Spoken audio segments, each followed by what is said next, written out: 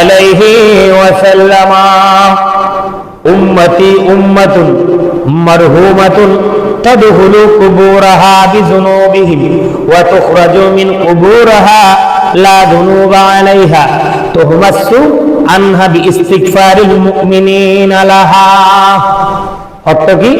আমার নবী বলেন, আমার উম্মতরা দয়াপ্রাপ্ত উম্মত। কি প্রাপ্ত উম্মত? দয়াপ্রাপ্ত।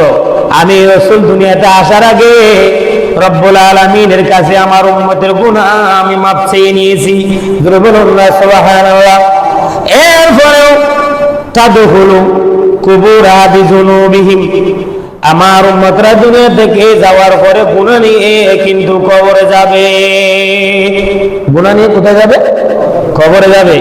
তবে ওয়া তুখরাজু মিন কুবুরিহা লা যামবা আলাইহা, কিন্তু যেদিন উম্মতেরা হাসর ময়দানে উঠবে, সেদিন উম্মতের কোনো গুনাহ থাকবে না। বলুন না সুবহানাল্লাহ। কারণটা কি? আল্লাহ গুনাহ নিয়ে মারা গেল। দুনিয়াতে সুদ খেলে, ঘুষ খেলে, বড় জায়গাতের লোক পাপ করছে, জেনা করেছে, মানুষকে জুলুম করছে, আবার হাসর ময়দানে উঠবে, গুনাহ কোথায় যাবে? এটার বর্ণনা হাদিসে দিয়েছেন, তুমাখখাসু আনহা বিইস্তিগফারিল মুমিনিনা লাহা।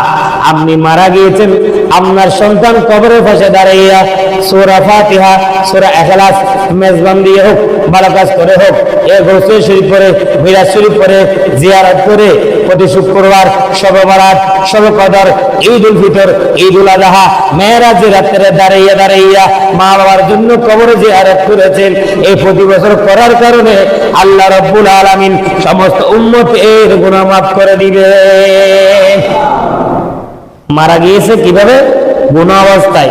আল্লাহ নবী বলেন, তাদখুলু কুবুরাহা বিযুনুবিহিম, উম্মত মারা যাবে গুনাহ নিয়ে। ওয়া তুখরাজু, বের হবে, মিন কুবুরিহা, তার কবর থেকে, লা যামবা আলাইহা, তার কোনো গুনাহ থাকবে না। কারণটা কি? তুমাখখাসু আনহা বিইস্তিগফারিল মুমিনিন লাহা। মুমিন মুসলমান আজকে জুমার নামাজ শেষ হয়ে যাবে, যাদের মা বাবার কবর আছে, ভাইয়েরাদের কবর আছে, গিয়ে জিয়ারত করে, আসসালামু আলাইকুম ইয়া আহলাল কুবুর মিনাল মুমিনিনা ওয়াল মুমিনাত, এই জিয়ারতের মধ্যে আছে ওয়াল মুসলিমিনা ওয়াল মুসলিমাত। আয় আল্লাহ, কবরের বাসিন্দা যারা আছে, কবরবাসে দাঁড়াইয়া সূরা ইখলাস পড়লেন, সূরা ফাতিহা বললেন, সূরা ইয়াসিন পড়লেন, সূরা মুলুক পড়লেন, সূরা রহমান পড়লেন, এক কথায় ওয়াগাইরা যা সূরা আমরা জানা আছে, পরে পরে পরে পরে কবরের বাসীর কাছে কি করলেন? ইসালে সওয়াব করলেন, সওয়াব বকশিশ করলেন। আল্লাহ নবী বলেন, উম্মত মারা গিয়েছে গুনাহ নিয়ে,